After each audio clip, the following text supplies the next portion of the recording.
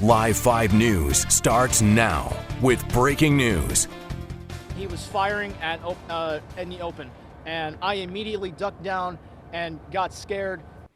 Terrifying moments out of Indiana, where after 7 hours, police are still on scene of a deadly mass shooting. Indianapolis police say they got to the FedEx facility around 11 o'clock last night. That's where they found 8 people dead in addition to the gunman. Rob Way has been following this story all morning long, and he joins us now from the First Alert Center. Rob?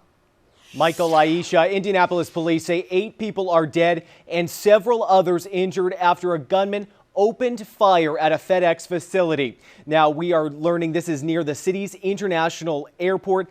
As you were saying, police still on scene. At least 4 people have been taken to the hospital, including 1 person with serious injuries. FedEx has released this statement saying it's cooperating with police and working to get more information. They say in part they're aware of the tragic shooting, adding safety is their top priority, and their thoughts are with all those who are affected. Police say the gunman, who they haven't identified yet, killed himself. It's not known if the shooter worked at this facility. Police held a news conference, one officer calling this mass shooting a tragedy. In the Indianapolis Metropolitan Police Department, the officers responded. They came in, they went in, and they did their job. And a lot of them are trying to face this because this is a sight that no one should ever have to see. But we, as Indianapolis members, need to come together. This is at least the 3rd mass shooting this year in Indianapolis alone. I'll be following this story closely all morning long as police work to learn why the shooter did this. Well, we are looking pretty comfortable this morning. Temperatures in the 50s and 60s. A live look into downtown Charleston, and we do have some clouds starting to stream in, and that's with an area of low pressure out west. But one thing to note this morning, we have that northerly wind. A cold front has crossed the area overnight, and that's kicked up our wind a little bit for around 5 to 15 miles per hour sustained out of the north. And that's allowed some cooler air to filter in. For example, 54 Orangeburg, Kingstree, you're at 53, 56 in Goose Creek, Somerville 55, and down to the coast we have Kiowa at 60 degrees. Even Mount Pleasant, you're seeing temperatures in the upper 50s. So that light jacket will be needed as you head out. And your planner for the day today, we are looking at temperatures eventually into the low 70s. Cloud cover will help to prevent us from getting into the 80s. So at least a more comfortable day. Average highs in the upper 70s, so we will be several degrees below that.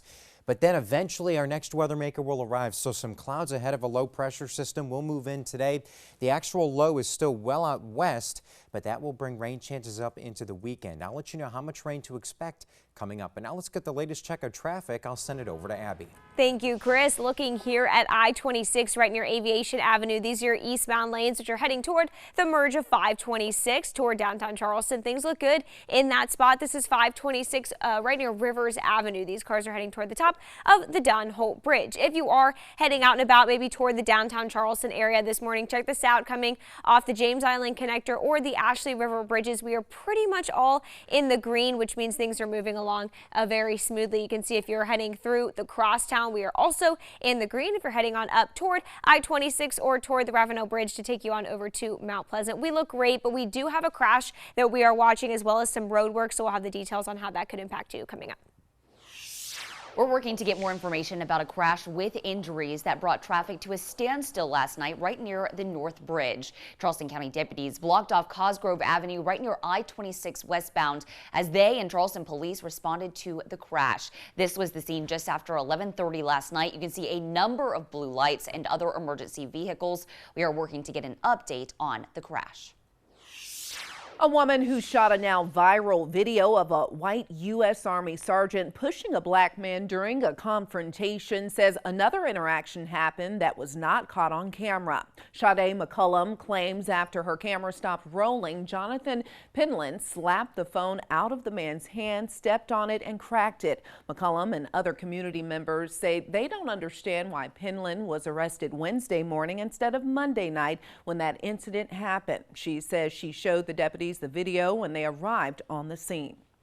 It started to get more physical and someone in the background, I think it might have been Jonathan's wife, says, you know, the police are coming. And then in my mind, I was like, oh my goodness, well, you know, if this isn't documented, someone else can spin this in a totally different direction.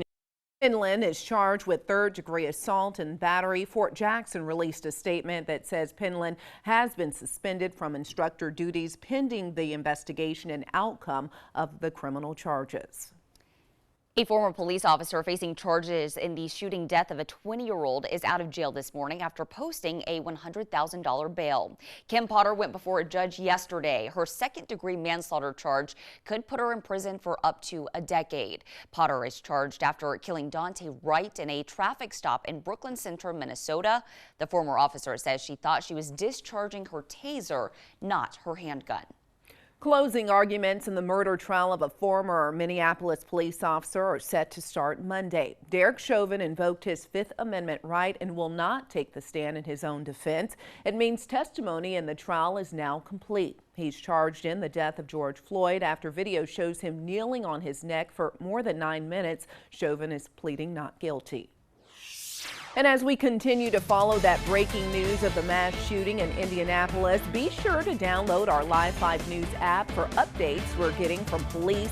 Live 5 News this morning continues in just over 3 minutes. Stay with us.